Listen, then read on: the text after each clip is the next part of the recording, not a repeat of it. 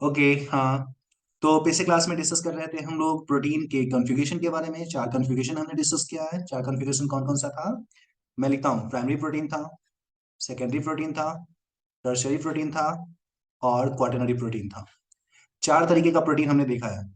थोड़ा जल्दी जल्दी तुम लोग बताओ, टाइम मत बर्बाद करना मेरा। प्राइमरी प्रोटीन में कौन सा बॉन्ड देखा था तुमने? दो अमीनो एसिड के बीच में। चैट बॉक्स में जल्दी। ओके बेटा।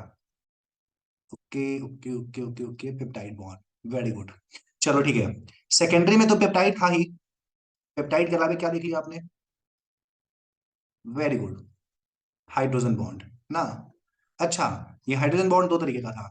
एक था इंट्रामॉलिक्यूलर और एक था इंटरमॉलिक्यूलर। बताना मुझे, इंट्रा किस में था? जल्दी। क्या बात है, अल्फा हेलिक्स में। अल्फा हेलिक्स टाइप में ये था। और इंटरमॉलिक्यूलर किस में होगा? बीटा सीटेड प्लेट पे ना। Okay, beta seated plate structure था उस पे। चलो ठीक है। टर्सरी में देखेंगे तो हमारा पेप्टाइड तो है ही, नो डाउट, उसके बिना तो जग सुना सुना होगा। दूसरा, हाइड्रोजन जो है वो भी होगा ना। एंड हाइड्रोजन के अलावा कौन सा आ गया था?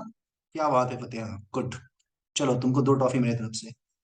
Good, disulphide bond. Disulphide bond ना। उसके अलावा कुछ और भी बॉन्ड्स थे बेटा, बताना। हाँ, आयनिक बॉन्ड। एक और बॉन्ड मैंने बताया था, हाइड्रोफोबिक बॉन्ड। हाँ, हाइड्रोफोबिक बॉन्ड ना। तो ये हम लोगों ने डिस्कस कर रखा था। उसके बाद हमने देखा था बहुत सारे टर्शियरी स्ट्रक्चर आपस में जुड़ जाते हैं तो बनता है क्वाटरनरी स्ट्रक्चर। ठीक है ना। तो प्राइमरी जो है वो कॉम्प्लेक्स होकर के सेकेंडरी बनाएगा, सेकेंडरी कॉम्प्लेक्स होकर के टर्शियरी और टर्शियरी कॉम्प्लेक्स होकर के क्वाटरनरी। ठीक है ना।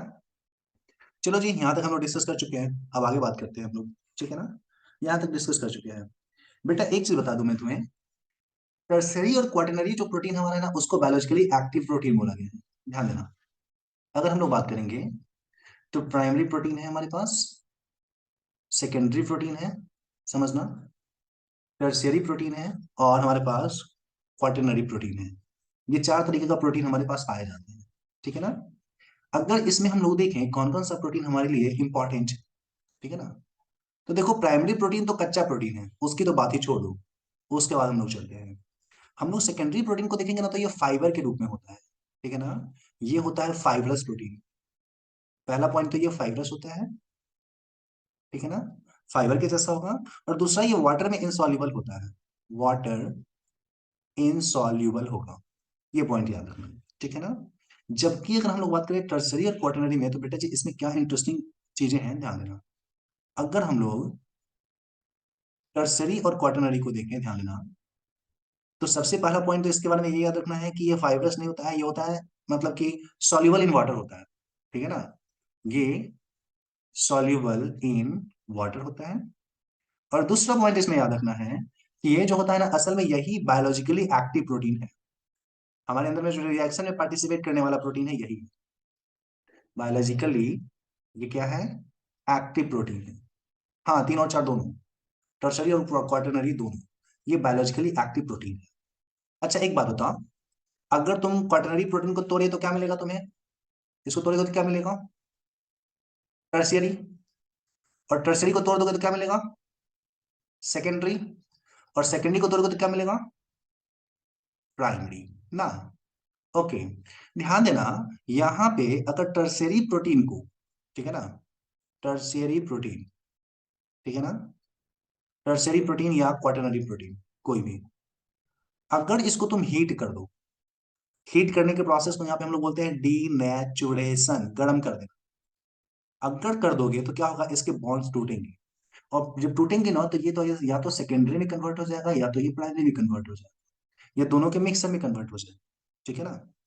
मतलब क्या, ये हमारा जो सॉल्युबल प्रोटीन था, ठीक है ना, डीनेचर करने पर वो क्या होगा, हमारा इनसॉल्युबल प्रोटीन बन जाएगा ना, वाटर इनसॉल्युबल बन जाएगा। या बोल सकते हैं कि जो हमारा बायोलॉजिकली एक्टिव प्रोटीन था, बायोलॉजिकली, ठीक है ना, जो हमारा एक्टिव प्रोटीन था वो हमारा कैसा हो जाएगा, बोल सकते हैं अपन कि वो बायोलॉजिकली इनएक्टिव हो जाएगा ना, इनएक्टिव हो जाएगा। ठीक है ना।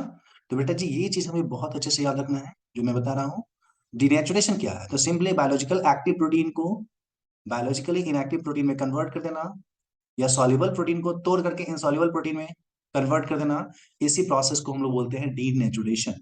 ठीक है ना? तो आज के बाद से अगर आपसे कोई गलती से पूछ ले कि भाई साहब डीनेचुरेशन क्या है, तो क्या बताएंगे? हम्म? अब बताना कि देखो, अगर किसी प्रोटीन को एक्टिव प्रोटीन को तोड़ करके इनएक्टिव प्रोटीन में कन्वर्ट कर दिया जाए, या सॉल्युबल प्रोटीन को तोड़ करके इनसॉल्युबल प्रोटीन में कन्वर्ट कर दिया जाए, उसी प्रोसेस को हम लोग बोलते हैं डीनेचुरेशन। क्लियर? हाँ या ना? जल्दी चैट बॉक्स में। ओके, वेरी गुड, चलो ठीक है। तो इसको कर लेते हैं अपन सेव। ठीक है ना? और सेव करने के बाद आज अपन प्रोटीन को तहस नहस करके खत्म ही करते हैं ना। चलो एक छोटा सा टॉपिक है, ठीक है ना। टॉपिक का नाम है टाइप्स ऑफ प्रोटीन। देख लेते हैं हम लोग। अपने सिलेबस में तो हालांकि नहीं है, लेकिन फिर भी मेरा मन है थोड़ा सा पढ़ा दूं तुम्हें। ठीक है ना? प्रोटीन का टाइप्स, टाइप्स ऑफ प्रोटीन। देखो, प्रोटीन के अगर हम लोग टाइप की बात करेंगे तो प्रोटीन को कॉम्प्लेक्सिटी के आधार पे हम लोग उसको कुछ ग्रुप में डिवाइड कर सकते हैं। ठीक है ना? कौन कौन से ग्रुप में डिवाइड कर सकते हैं? सबसे पहले अपन इसको घेर देते हैं, फिर डिस्कस करते हैं। ध्यान देना बेटा, हम लोग प्रोटीन को 3 ग्रुप में डिवाइड कर सकते हैं। ठीक है? कौन कौन सा? ध्यान दो। देखो जी, सबसे पहले तो सबसे सिंपल प्रोटीन हमारा आएगा। ठीक है ना? जैसा सिम नाम है एकदम सिंपल होगा। दूसरा, कंपाउंड प्रोटीन। और तीसरा हम लोग डिस्कस करने वाले हैं यहाँ पे डीराइव्ड प्रोटीन। ठीक है ना? 3 तरीके का प्रोटीन हमारे पास हम लोगों को पढ़ने के लिए मिलने वाला है। Simple, compound and derived protein. ध्यान देना, सिंपल का मतलब क्या हुआ? एक ही तरीके चीज से मिलकर बना हुआ है ना। एक ही तरीके का। ठीक है ना? मतलब केवल अमाइनो एसिड का बना हुआ है। बोल सकते हैं कि made of only amino acid. केवल ये अमाइनो एसिड का बना हुआ है। इसके बारे में इंटरेस्टिंग फैक्ट ये है। ठीक है ना? अगर हम लोग इसके एग्जांपल की बात करेंगे, तो ये जनरली या तो फाइबर के फॉर्म में होगा, मतलब सेकेंडरी होगा, या तो ग्लोबुलर के फॉर्म में होगा, या टर्शियरी होगा। 2 फॉर्म में जनरली ये एग्जिस्ट करता है। कंपाउंड होगा तो होगा बेटा COMPOUND। सॉरी बेटा, कंपाउंड। देखो, सिंपल वाला जो है ना, या तो वो हमारा फाइबर के फॉर्म में होगा, या सेकेंडरी बोल सकते हैं फाइब्रस होगा, या तो वो ग्लोब्यूलर होगा। ठीक है ना? अगर हम लोग फाइब्रस का एग्जांपल देखें बेटा, ध्यान देना, अगर हम लोग फाइब्रस का एग्जांपल देखें, तो इसमें सबसे इंपॉर्टेंट एग्जांपल मैं लिखता हूँ। सबसे इंपॉर्टेंट एग्जांपल है हमारा कोलेजन प्रोटीन। कोई पिछले क्लास में बार बार चिल्ला रही थी, सर कोलेजन क्या है, कोलेजन क्या है? आ गया देखो, कोलेजन प्रोटीन। देखो, ये एनिमल में पाया जाने वाला सबसे अधिक मात्रा में पाया जाने वाला प्रोटीन है। ठीक है ना? हम लोगों में सबसे ज्यादा मात्रा में ये प्रोटीन पाया जाता है। पहला पॉइंट इसके बारे में याद रखोगे, ये मोस्ट अबंडेंट क्या है? प्रोटीन है। किसमें? तो इन ह्यूमन, या इन एनिमल बोल सकते हैं। एनिमल में सबसे ज्यादा मात्रा में पाया जाने वाला ये प्रोटीन है, याद रखना है। हमारे बारे में बॉडी में जितने भी प्रोटीन है ना, उस प्रोटीन का लगभग 1/3, 1/3 भाग है ये। ठीक है ना? दूसरा इंपॉर्टेंट पॉइंट कि ये जो हमारा है ना, हमारे बॉडी के अंदर में एक होता है टेंडॉन, एक होता है लिगामेंट। नाम सुना है तुम लोगों ने टेंडॉन और लिगामेंट? हाँ या ना? चलो ध्यान दो। ओके, मैं बताता हूँ। ये है रामलाल। ठीक है ना? और ये है रामलाल का हाथ। ठीक है ना? और ये है इसका टांग। ठीक है? ये हाँ रामलाल का हाथ है, रामलाल गया जिम बॉडी सॉडी बनाने। ठीक है ना? तो रामलाल का बॉडी सॉडी जो बनाएंगे, तो यहाँ पे बताओ, रामलाल का एक हड्डी यहाँ पे है, एक हड्डी यहाँ पे है ना। तो रामलाल की जो हड्डी है उसको बांधने के लिए कुछ रस्सी के जैसे स्ट्रक्चर होती है, जिसको हम लोग बोलते हैं, ये जो बांधता है 2 हड्डी को, इसको बोलते हैं हम लोग लिगामेंट। लिगामेंट। ठीक है ना? और एक और रस्सी रामलाल की बॉडी में होता है। मान लो रामलाल गया एकदम मेहनत किया और बॉडी सॉडी अच्छा बनाया, तगड़ा वाला। बाइसेप्स देखो, मछली उसका जो है बना, मछली बोलते हैं इसको। नीचे भी मछली बन गया, मसल्स ना। तो ये मसल्स जो है, ये भी तो बोन से जुड़ेगा ना।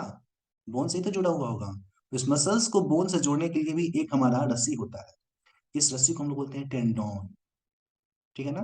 टेंडोन। तो रामलाल की बॉडी में 2 ठो रस्सी है। एक है लिगामेंट और दूसरा है टेंडोन। अगर लिगामेंट नाम की रस्सी की बात करेंगे, इस स्ट्रिंग की बात करेंगे, तो ये क्या करता है? ये ज्वाइन करता है बोन को बोन के साथ, बोन टू बोन, ठीक है ना। जबकि टेंडोन की बात करेंगे, ये किसको ज्वाइन करता है, ज्वाइन करता है बोन को मसल के साथ, ठीक है ना। तो टेंडोन क्या हमारा बोन को मसल से जोड़ने वाला रस्सी है, जबकि लिगामेंट किस क्या है, वो बोन को बोन से जोड़ने वाला रस्सी है। खास बात यहाँ पे ये है, ये जो टेंडोन है, ये वाली जो रस्सी है ना, ये कोलेजन का ही बना, ये बना हुआ है, ध्यान देना, मेड ऑफ किसका, कोलेजन, ठीक है ना। तो कोलेजन कहाँ पे पाया जाता है, बोल सकते हैं कि कोलेजन जो है वो प्रेजेंट है इन किसमें, टेंडोन में, उस रस्सी में जो आपके मसल्स को और आपके बोन को आपस में जोड़ता है, ठीक है ना बेटा। तो ये टेंडोन तुमको क्लियर हुआ कि नहीं, हाँ या ना, हाँ या ना जल्दी, ओके वेरी गुड। यहीं पे लगे हाथ एक और मैं बता दूं, ध्यान देना। कोलेजन के अलावा एक इंपॉर्टेंट प्रोटीन मैं यहाँ पे और डिस्कस करता हूँ, उसका नाम है इलास्टीन। इलास्टीन, एक मिनट, कोई रामना लग गया, एक मिनट रुको। हाँ, इसको हम लोग बोलते हैं इलास्टीन, ठीक है ना। और ये जो इलास्टीन प्रोटीन है, ये भी बहुत इंपॉर्टेंट है अपने लिए। असल में ये जो इलास्टीन प्रोटीन है, ठीक है ना, ये कहाँ पे प्रेजेंट है, तो ये भी कनेक्टिव टिश्यू में ही प्रेजेंट है, ठीक है ना। और कनेक्टिव टिश्यू में कहाँ पे प्रेजेंट है, तो ये है प्रेजेंट इन दूसरा वाला रस्सी, जिसको हम लोग लिख रहे थे यहाँ पे लिगामेंट, ये वाला जो है ना लिगामेंट में प्रेजेंट होता है, ठीक है ना। तो इलास्टीन प्रोटीन किसमें होगा, इलास्टीन प्रोटीन यहाँ पे प्रेजेंट होगा, ठीक है ना, इसमें, मेड ऑफ किसका, तो बोल सकते हैं ये इलास्टीन प्रोटीन का बना हुआ होता है, ठीक है ना। तो इस तरीके से देखें तो दो प्रोटीन का हमने यहाँ पे एग्जांपल लिखा, दोनों हमारे सिंपल प्रोटीन का एग्जांपल है। पहला तो हमने बना डिस्कस किया कोलेजन के बारे में, जो कि हमारे बॉडी में सबसे ज्यादा मात्रा में पाया जाता है, और यही टेंडोन का निर्माण करता है, जो कि बोन और मसल्स को जोड़ता है।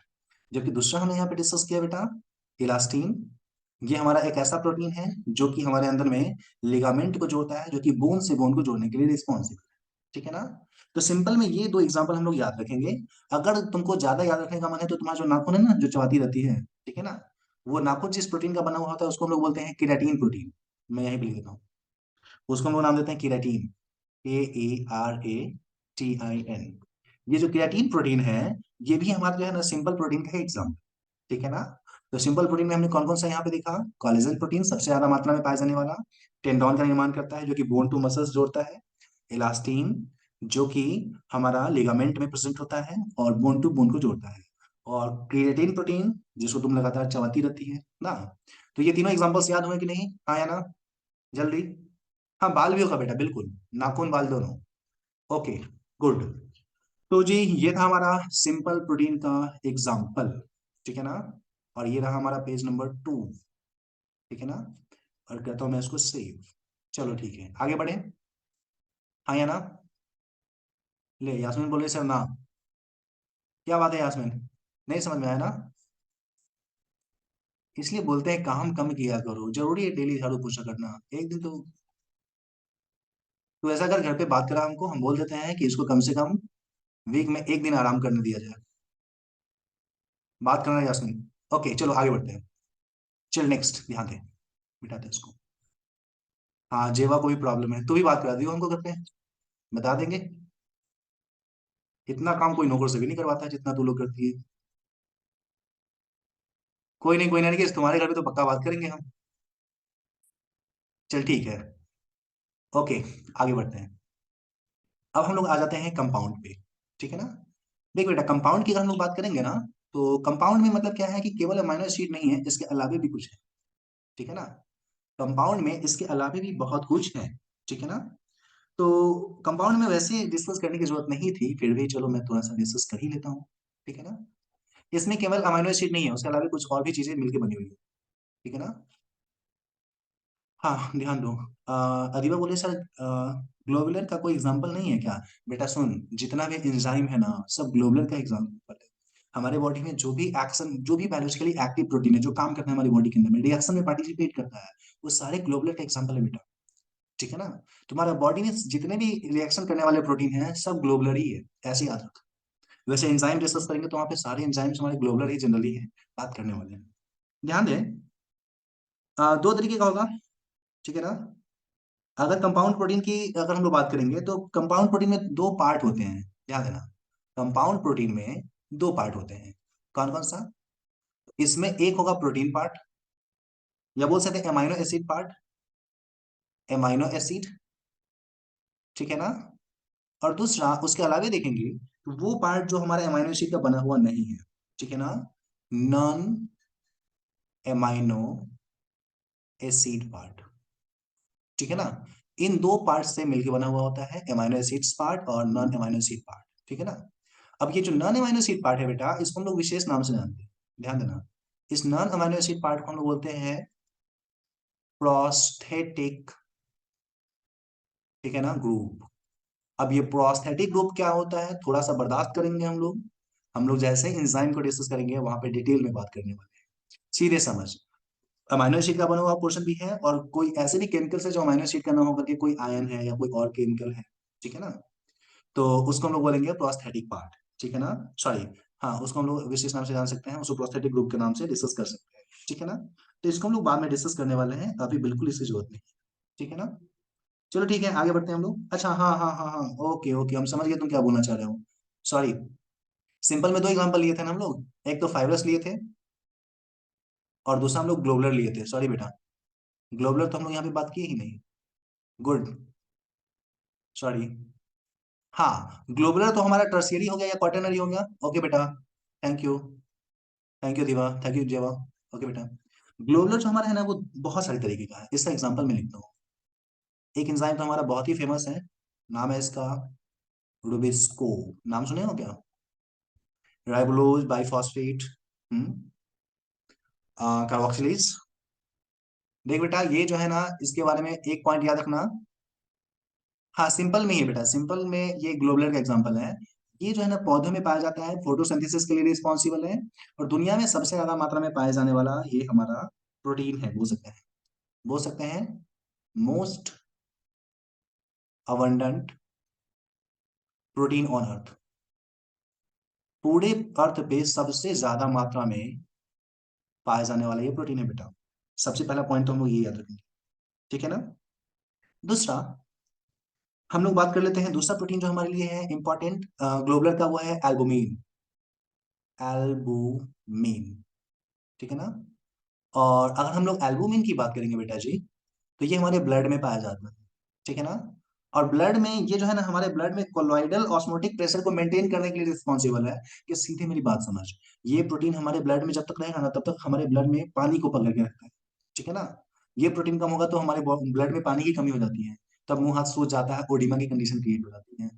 अभी शायद समझ में नहीं आया, सीधे अभी ये याद रखना, ये क्या करता है, तो ये मेंटेन करता है blood colloidal osmotic pressure, osmotic pressure.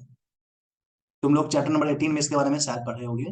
Blood colloidal osmotic pressure को मेंटेन करता है, या बोल सकते हैं कि ब्लड में वाटर को पकड़ के रखता है, सिंपली ऐसे याद रखना, ठीक है ना।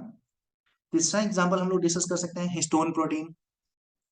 अब हिस्टोन प्रोटीन क्या है, कोई बुद्धू ही हमसे पूछेगा, बताओ कौन है बुद्धू, जल्दी। हिस्टोन प्रोटीन के बारे में किसको पूछना है? चल कोई नहीं है बुद्धू, ठीक है ना। तो पता ही है हिस्टोन प्रोटीन क्या है, हमारा डीएनए जिस पे लपेटा हुआ है वही तो है ना। डीएनए जिस पे लपेटा हुआ है वही तो हमारा है ना। तो यहाँ पे ये ग्लोबुलर का कुछ एग्जांपल्स हम लोग यहाँ पे याद रखेंगे, ठीक है ना बेटा। कौन कौन सा याद रखेंगे? सबसे पहले तो हम लोग को याद रखना है यहाँ पे, सॉरी, सबसे पहले तो हम लोग को यहाँ पे याद रख लेना है ग्लोबुलर प्रोटीन का रुबिस्को, दूसरा एल्बुमिन, और तीसरा हिस्टोन प्रोटीन। इतना से अपना काम चल जाएगा। और कंपाउंड के बारे में हम लोग बाद में बात करने वाले हैं, अभी केवल ये याद रखना है कि कंपाउंड के दो पोर्शन होते हैं। पहला पोर्शन जो होता है वो अमाइनो एसिड का बना हुआ पोर्शन होता है, और दूसरा नॉन अमाइनो एसिड का बना हुआ पोर्शन होता है, जिसको हम लोग नाम देते हैं प्रोस्थेटिक ग्रुप, ठीक है ना। और भाई साहब, डिराइव प्रोटीन के बारे में कुछ भी बात नहीं करना है फालतू में, दिमाग खराब होगा, ठीक है ना। तो चलो ठीक है, ये अभी तक जो लिखा हुआ है वो समझ में आया कि नहीं? जल्दी चैट बॉक्स में हाँ या ना। Okay, very good very good, clear. Okay, okay Mahi, very good बेटा। देख, माही से सीख, बेचारी अभी सारा बर्तन वर्तन धो करके आई है, टाइम मिला तो पढ़ने के लिए आई है। सीख उससे। तू लोग बोलते सर पढ़ाई नहीं होता है, बेचारी अभी आई है, अभी इतना लेट से, इतना टाइम के बाद। गुड, ऐसे ही मन लगा के पढ़ना है माही। जब भी टाइम मिले, जैसे ही टाइम मिले पहुंच जाना है क्लास में। चलो ठीक है, गुड। आगे बढ़ते हैं। चल अपने एनसीईआरटी का कुछ एग्जांपल है बेटा जी, थोड़ा ध्यान देते हैं। ठीक है ना, ध्यान देना, ध्यान दो। कुछ एग्जांपल्स अपने एनसीईआरटी में दिया हुआ है बेटा, मैं पहले बॉक्स बना लेता हूँ। ठीक है ना, चलिए जी, बॉक्स बना लेते हैं। मैं एक तरफ लिखता हूँ फंक्शन और फिर लिखता हूँ एंजाइम कौन सा है वो। ठीक है ना, ध्यान देना। इधर मैं प्रोटीन का नाम लिखता हूँ। ठीक है ना, मैं प्रोटीन का नाम लिख रहा हूँ। ओके, चलो ठीक है, ध्यान देना। सबसे पहला हमारा है कोलेजन। ठीक है ना, कोलेजन के बारे में तो अभी हम लोग डिस्कस कर रहे थे, मोस्ट अबंडेंट एनिमल प्रोटीन है वो, अभी हमने डिस्कस किया ना। एनसीईआरटी में लिखा हुआ है ये क्या है, तो इंटरसेलुलर ग्राउंड सब्सटेंसेस को बोला गया है। ठीक है ना, इसको हम लोग इंटर सेलुलर, मतलब दो सेल के बीच में, क्या है ये, तो ये है ग्राउंड सब्सटेंस। हम लोग को याद रखना है, दो सेल के बीच के ग्राउंड सब्सटेंस के नाम से इसको जाना गया बेटा। ठीक है ना, चलो ठीक है, आगे बात करते हैं हम लोग। नेक्स्ट, इसके बाद कोलेजन के बाद हम लोग बात करेंगे बेटा, ध्यान देना। कोलेजन के बाद हम लोग बात करेंगे, तो सेकेंड जो हमारा प्रोटीन है उसको हम लोग बोलते हैं ट्रिप्सिन प्रोटीन। याद करो चैप्टर नंबर 16 में तुम लोग पढ़े होगे डाइजेस्टिव सिस्टम में। हाँ, ट्रिप्सिन एक एंजाइम है, वेरी गुड बेटा।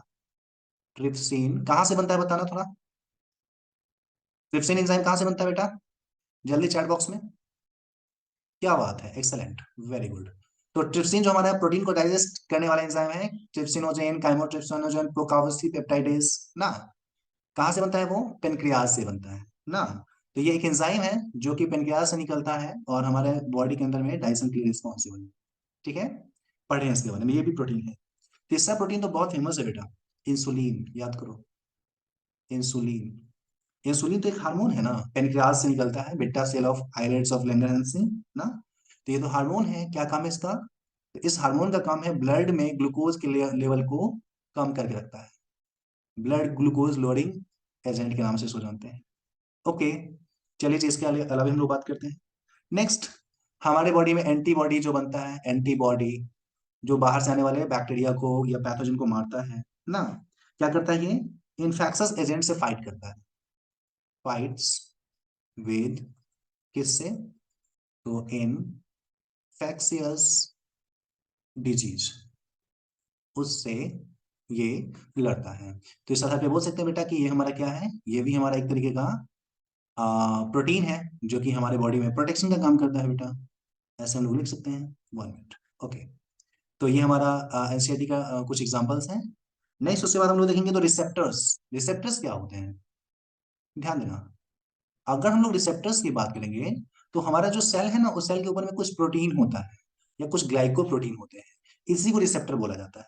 ठीक है ना, असल में इस रिसेप्टर के जरिए कोई इंफॉर्मेशन सेल के अंदर में एंट्री करती है। ठीक है ना, तो रिसेप्टर क्या है, सेंसरी रिसेप्शन है। ठीक है ना, ये क्या है हमारा, तो सेंसरी क्या है, रिसेप्शन। ठीक है ना, जैसे कोई हमको टच किया, ठीक है ना, कोई स्मेल हमें, गंध जो हमें समझ में आती है, इसी के कारण तो समझ में आती है। टेस्ट, हम लोग को कोई चीज खाने में अच्छा लगता है, इसी के कारण तो लगता है। ठीक है ना, तो ये सारी चीजें रिसेप्टर के कारण होती है, और रिसेप्टर क्या है, एक प्रकार का हमारा प्रोटीन या ग्लाइकोप्रोटीन। ठीक है बेटा, चलिए जी, इसके अलावा कुछ और भी एग्जांपल्स। लास्ट, लास्ट वाला याद रखना, इसका नाम है GLUT4, ग्लूट 4 इसको बोलते हैं हम लोग।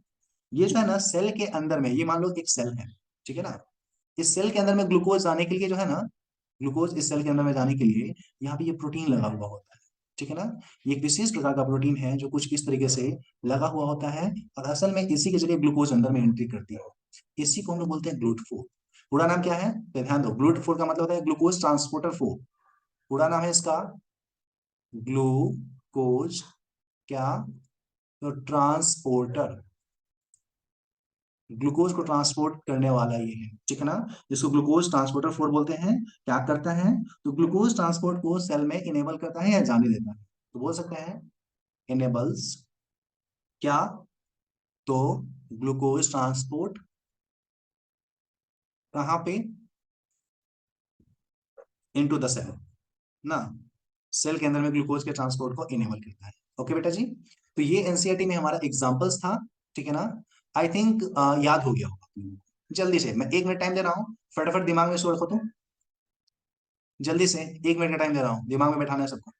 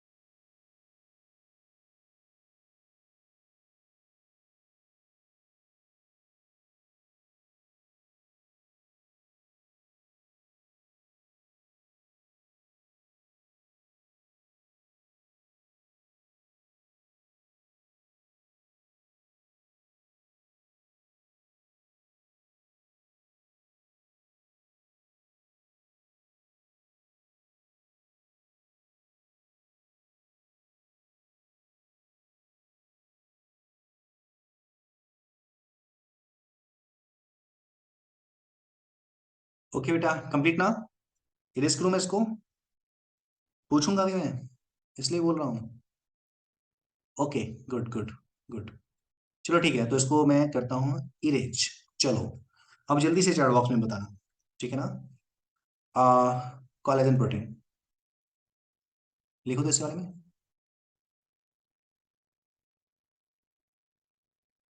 Intercellular ground substance, very good बेटा। ओके, चलो नेक्स्ट, ग्लूट फोर,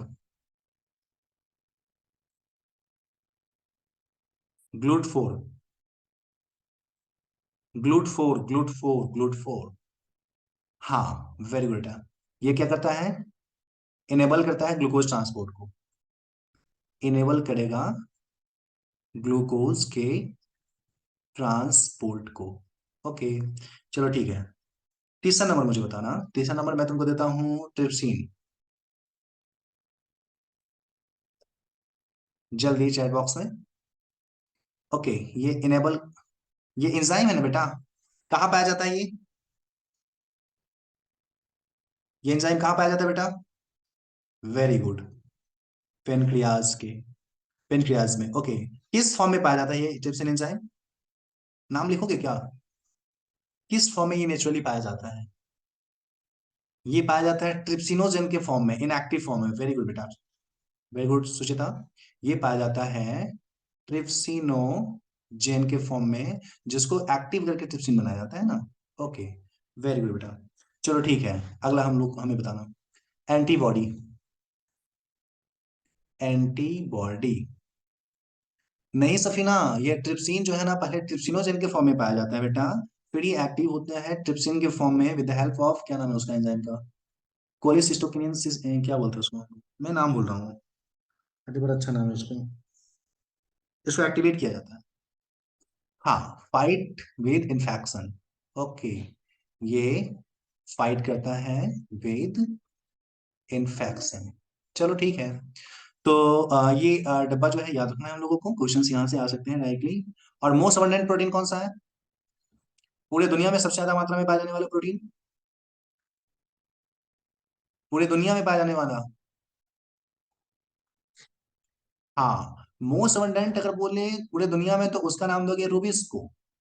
ओके, और अगर पूछे तुमसे मोस्ट अबंडेंट कहाँ पे, तो इन एनिमल, अगर एनिमल हमारे बॉडी में है, जापरोन काली, जा, प्रोटीन, न्यूक्लियस, कार्बोहाइड्रेट, लिपिड और आयन ना। तो आयन से थोड़ा सा ज्यादा मात्रा में लिपिड है, उतना ज्यादा नंबर में, ज्यादा मात्रा में ये नहीं है हमारे बॉडी के अंदर में ना। लिपिड बहुत कम मात्रा में हमारे बॉडी में पाया जाता है, ठीक है ना। तो चलिए जी, इसको हम लोग घेर देते हैं, ये है लिपिड, ठीक है ना। Water, protein, nucleic acid, carbohydrate और उसके बाद हमारा लिपिड पाया जाता है। ठीक है ना। तो बेटा जी सबसे पहले लिपिड क्या है थोड़ा सा उसके बारे में एक झलक देख ले, फिर हम लोग आगे बात करें। ध्यान देना, अगर लिपिड के बारे में बात करोगे ना, तो कुछ ये कुछ और नहीं है, असल में फैट और उसका जो डेरिवेटिव्स है ना उसी को हम लोग बोलते हैं लिपिड। ध्यान देना, मैं यहाँ पे लिखता हूँ, एक मिनट रुको। लिख सकता हूँ मैं, फैट एंड इट्स डेरिवेटिव। ठीक है ना। फैट और उसका जो डेरिवेटिव्स जो है ना उसी को कॉमनली हम लोग बोलते हैं लिपिड। ठीक है ना। इसका जो डेरिवेटिव है उसको हम लोग लिपिड के नाम से जानते हैं। ठीक है ना।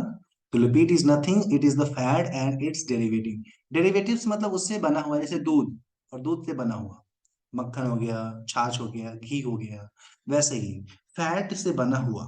ठीक है ना। जो फैट से बना हुआ जो मॉलिक्यूल होता है उसको, या उससे मतलब उसको तोड़ फोड़ के बनाने, उसके तोड़ने फोड़ने के बाद जो मिलता है वो, उसको हम लोग लिपिड के नाम से डिस्कस करते हैं। ठीक है ना। खास बात ये है कि ये जो है ना वाटर इनसॉल्युबल होता है, पानी में नहीं घुलता है ये। ठीक है ना। वाटर इनसॉल्युबल होता है।